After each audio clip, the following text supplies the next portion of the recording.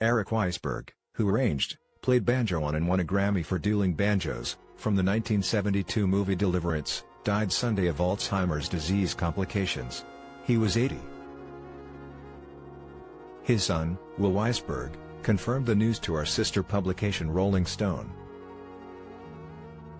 Born on August 16, 1939, in New York City, Weissberg was a bluegrass musician from an early age, having seen Pete Seeger play at his school in Greenwich Village, and went on to attend the Juilliard School of Music in the 1950s.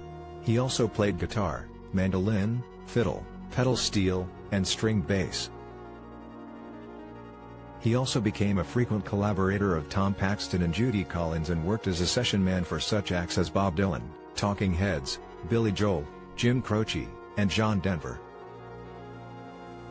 In 1972 he was asked to record a cover of Arthur Guitar Boogie Smith's 1954 song Wooden Banjos for Deliverance, a Warner Brothers film starring Burt Reynolds, Jon Voight, Ned Beatty, and Ronnie Cox. He agreed, resulting in the memorable duet between Cox's character and a local backwoods boy, played by Billy Redden.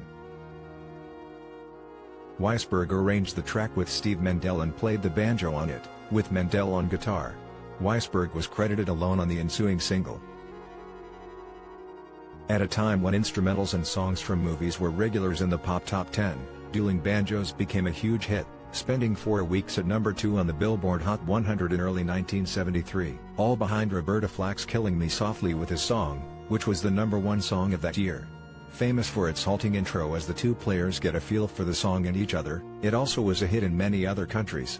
It went on to earn Weissberg a Grammy for Best Country Instrumental Performance and a Golden Globe nomination for Best Original Song. Songwriter Smith sued Warner Brothers over the song, claiming the studio did not secure the rights to use his flute and banjos. He eventually won the case and received royalties and partial credit.